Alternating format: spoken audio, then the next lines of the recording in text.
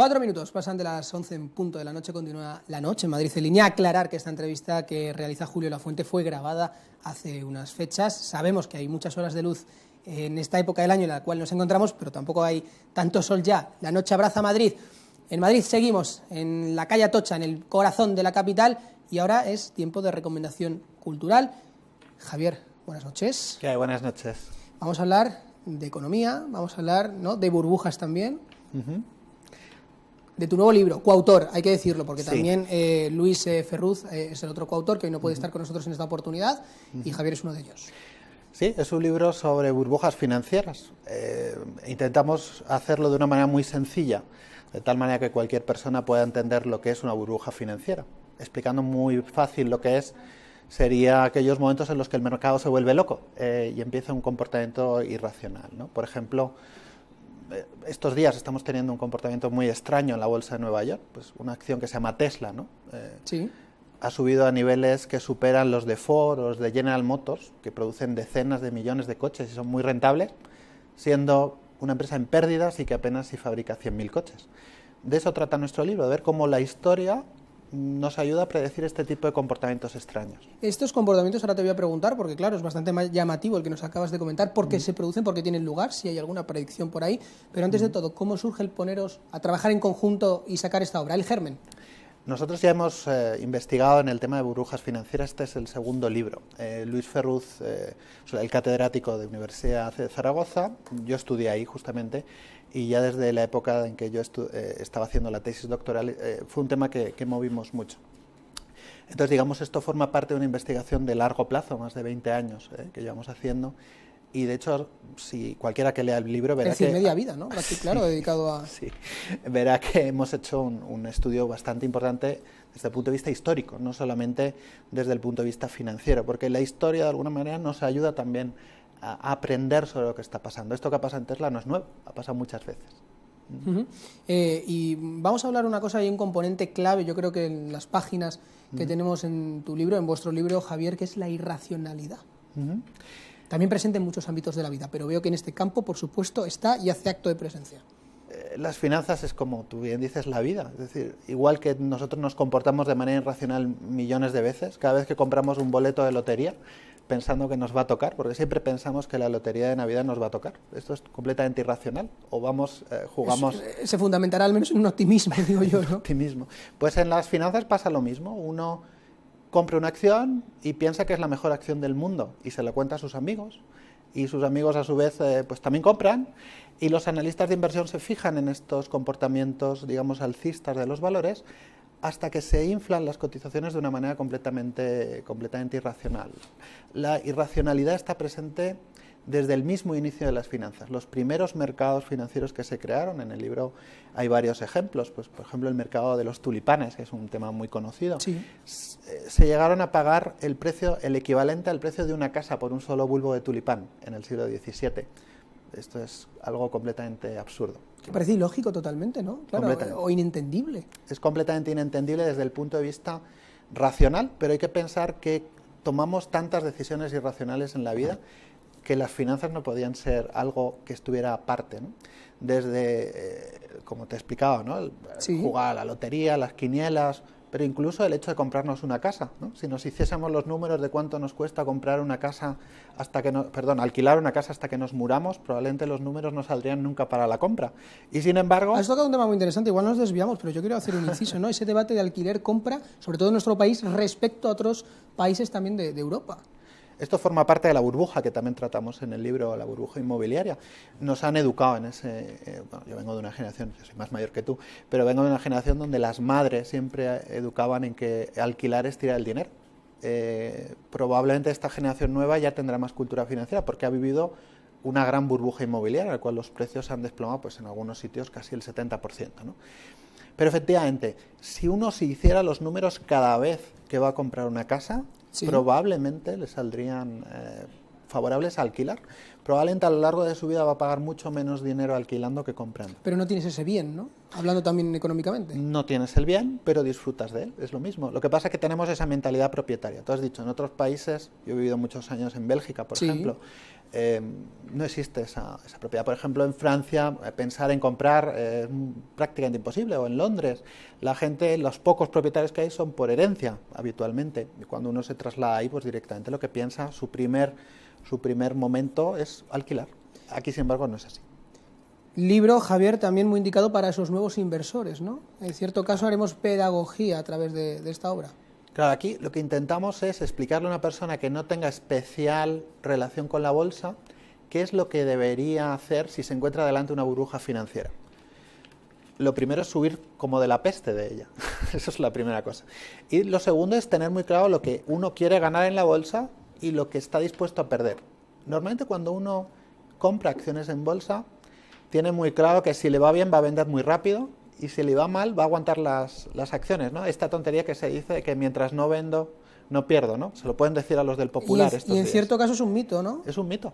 Fíjate, en los del Popular no van a recuperar, los que fueron a la ampliación del capital probablemente nunca su inversión. Entonces tenemos esa mentalidad de conformarnos con una pequeña ganancia, pero cuando perdemos no vendemos. No sé si en el campo que estamos tratando hoy, Javier, de la economía de las inversiones, una mentalidad positiva y imaginarse en el mejor de los escenarios también favorece atraer la buena suerte, por así decirlo, denominarlo, no lo sé.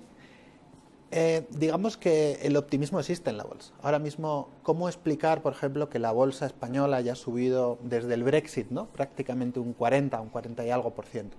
Básicamente no ha cambiado gran cosa en la economía ya venía repuntando, es el optimismo el que ha cambiado.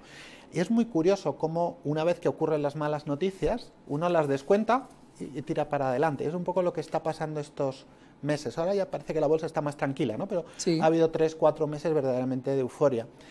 Esto es lo mismo con las burbujas. Lo que pasa es que las burbujas es llevado al extremo. Es un optimismo que dura pues prácticamente años y años, ¿no? Como el ejemplo que he puesto al principio.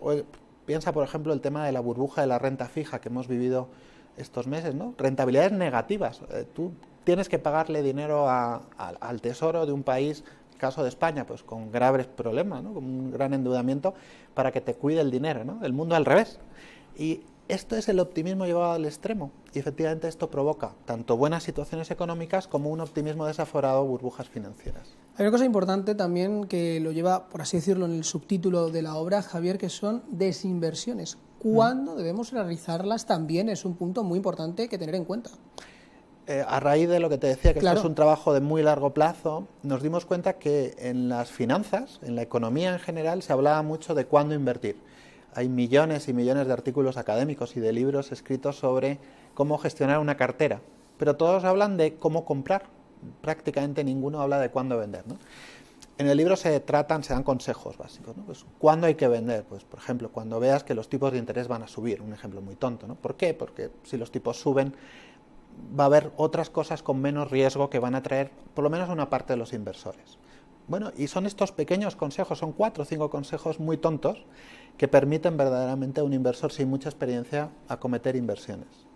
El común de los inversores que denominamos, por así decirlo también, ¿verdad? Máxima rentabilidad con riesgos asumibles, que también es. Yo no sé si se puede comparar con el menor riesgo o no es exactamente igual. Por ahí hay un matiz seguro entre riesgo asumible y menor riesgo posible, ¿no? Eso es. Cuando uno invierte en bolsa, por definición ya no es mínimo riesgo. Entonces, te estás exponiendo a algo. Estás exponiendo a algo. El que invierte en bolsa tiene que invertir una cantidad, esto se dice siempre, pero no se hace nunca, muy pocas veces, ¿no? Tiene que exponer un dinero que no necesite.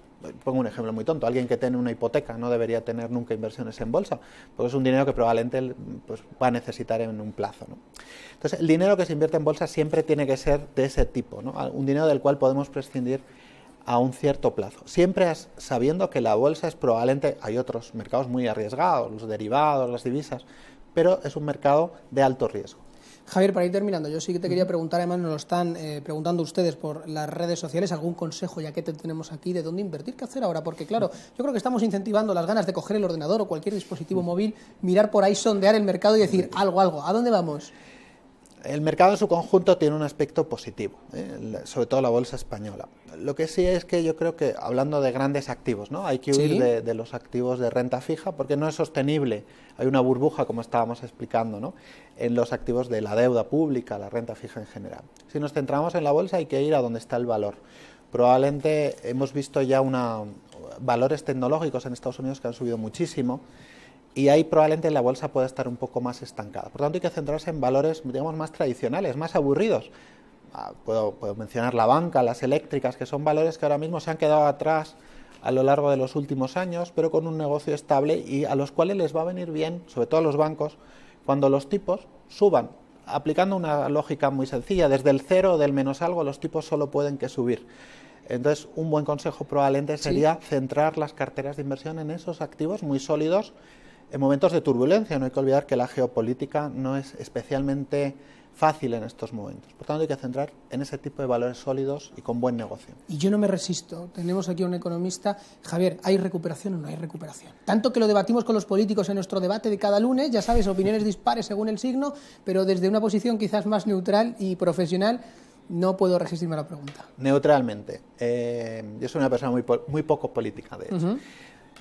Verdaderamente hay recuperación a nivel de empleo, pero el empleo que se crea es verdaderamente de muy baja calidad. Esto sería el resumen básico en cuanto a la creación de empleo. Por tanto, esa creación de empleo, lógicamente, ha provocado un incremento del consumo en España, y España, aproximadamente el 70% del PIB es consumo. Por tanto, eso es lo que estamos viviendo ahora, una recuperación del consumo provocado por factores internos y una, me permite la expresión, que no es afortunada, ya pido disculpas por anticipado, pues España no ha sufrido ataques terroristas en los últimos años y eso ha propiciado una masiva llegada de turistas. Entonces, si tú sumas una economía muy dependiente del consumo y un turismo creciente, pues lógicamente tienes esta situación de la que disfrutamos, si me permites la expresión, casi más por azar que por méritos. Pero también juega el azar. Pero también juega el azar. Los dados del azar en todo, en la economía y en todo, eso seguro. Eso es. Javier, yo no puedo resumir brevemente, estamos fuera de tiempo, tu currículum. Sé que vienes de un montón de sitios, ICADE, SAN, pero uno que a mí me hace particular ilusión, que es la Carlos III, profesor y aquí antiguo alumno. Yo creo que también se merece ese homenaje en la Universidad Carlos III de Madrid, ¿verdad? Sí, es una gran universidad. Javier, muchísimas gracias. Gracias. Ya lo saben, recomendación cultural, que también en esta época que llega el verano, pues para tener a mano en la hamaca hay que tener de todo y ponernos a tope con ello. Gracias, Javier. Gracias. Hasta otra ocasión. Gracias. Bueno, 11:16 de la noche, llegamos al final de este Madrid en línea y al final del Madrid en línea como tal, porque el próximo lunes sí es cierto que tendrán, ya lo iremos anunciando, un reportaje muy interesante. No desvelamos por ahora más, pero Madrid en línea, sus debates quedan aquí en esta temporada. Ustedes conocen los rostros que estamos delante, pero también aprovecho este minuto final para poner en justa merecimiento a todo el equipo que hay detrás y que hace posible, y agradecer por supuesto a todos ustedes que nos siguen y a todos los que creen 100% en Madrid en línea. El próximo lunes, esa sorpresa, y mañana yo a las 10 de la noche, en Aquí Opinamos Todos, les espero. Muchísimas gracias y buenas noches.